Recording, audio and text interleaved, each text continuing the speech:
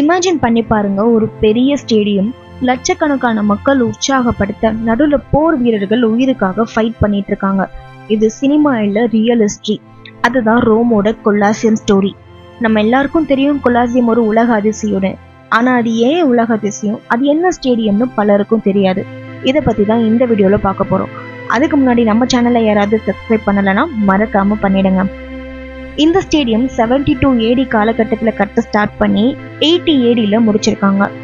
இந்த ஸ்டேடியமோட சீட்டிங் கெப்பாசிட்டியே கிட்டத்தட்ட 50,000 முதல் 80,000 மக்கள் உட்கார்ற அளவுக்கு இருக்கும்.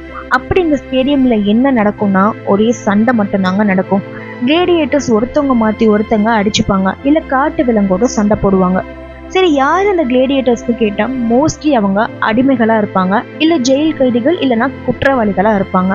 இந்த சண்டையில அவங்க ஜெயிச்சுட்டா அவங்களுக்கு விடுதலை கூட கிடைக்குமா.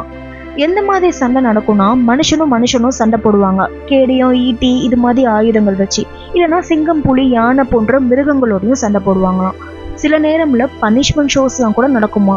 அப்படின்னா குற்றவாளிகளை எல்லாருக்கும் முன்னாடியும் நிக்க வச்சு கொலை பண்ணுவாங்களாம்.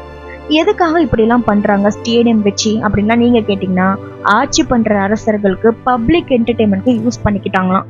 மக்கள் ஃப்ரீயா என்ஜாய் பண்ணி பார்க்கறதுக்கும் எம்பரரோட பாப்புலாரிட்டியை கெயின் பண்ணிக்கிறதுக்கும் இந்த மாதிரி ஒரு ஸ்டேடியம் வச்சு ஒரு கியூரியாசிட்டியை உருவாக்கி இந்த மாதிரிலாம் கொலை பண்ணியிருக்காங்க. 5 லட்சம் மக்கள் மற்றும் அனிமல்ஸை கில் பண்ண ரெக்கார்டு கூட இருக்கு.